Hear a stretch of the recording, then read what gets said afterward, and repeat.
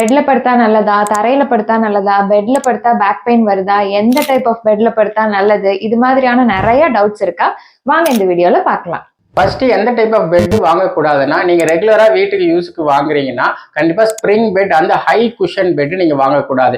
இந்த type of பெட்ல நம்ம படுக்கும் போது பாத்தீங்கன்னா நம்ம வெயிட் வந்து அன்இவனா டிரான்ஸ்ஃபர் ஆகிறதுனால நிறைய பேருக்கு பேக் பெயின், நெக் பெயின் வர்றதுக்கு சான்சஸ் நிறைய இருக்கு. இதை நிறைய பேர் ஃபீலும் பண்ணியிருப்பீங்க. அதாவது தரையில படுத்து தூங்குறது நல்லதான்னு கேட்டீங்கன்னா, ரொம்ப வயசானவங்க, ரொம்ப மூட்டுல அங்கங்க பெயின் இருக்குங்கிறவங்க, தசை இறுக்கம் இருக்கிறவங்க கீழே படுக்க வேண்டாம், பெட்லயே படுத்து தூங்கலாம்.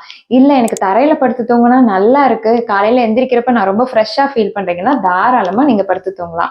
முன்னாடி எல்லாருமே நம்ம தரையில தான் படுத்து தூங்கணுங்கிறத மறந்துடாதீங்க. மூணாவது, தரை பிளாட்டான தரை இல்லாம நம்ம ஒரு பள்ளமேடான தரையில போய் நம்ம படுக்க நம்ம விரும்ப மாட்டோம். அதையும் மீறி அதுல படுத்தா நமக்கு பெயின் வரும், நம்ம நல்லாவே தெரியும். அந்த மாதிரி ஒரு ஏஜ் ஆன பெட் பார்த்தீங்கன்னா கொஞ்ச நாள்ல ஆட்டோமேட்டிக்கா பள்ளமேடா அந்த ஃபீல் ஆகும். நிறைய பேர் வீட்டில் அப்படி இருக்கும். அந்த மாதிரி பெட்ல நீங்க படுத்து எந்திரிக்கும் போது கண்டிப்பா ஸ்பைனல்ல நிறைய பெயின்ஸ் வர சான்சஸ் இருக்கு. ஸோ கண்டிப்பா minimum 5 to 7 years bed old ஆச்சுன்னா அதை மாத்துறது ரொம்ப ரொம்ப முக்கியம்.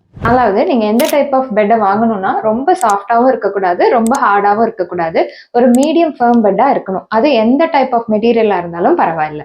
எனக்கு எதுல படுத்தாலுமே வலிக்குதுன்னா அப்ப பிரச்சனை உங்களோட தசைகள்ல தான் இருக்கு. அதுக்கு ஒரு நல்ல பிசியோதெரபிஸ்ட் போய் பாருங்க. இது நிறைய பேருக்கு ஷேர் பண்ணுங்க. தேங்க்யூ.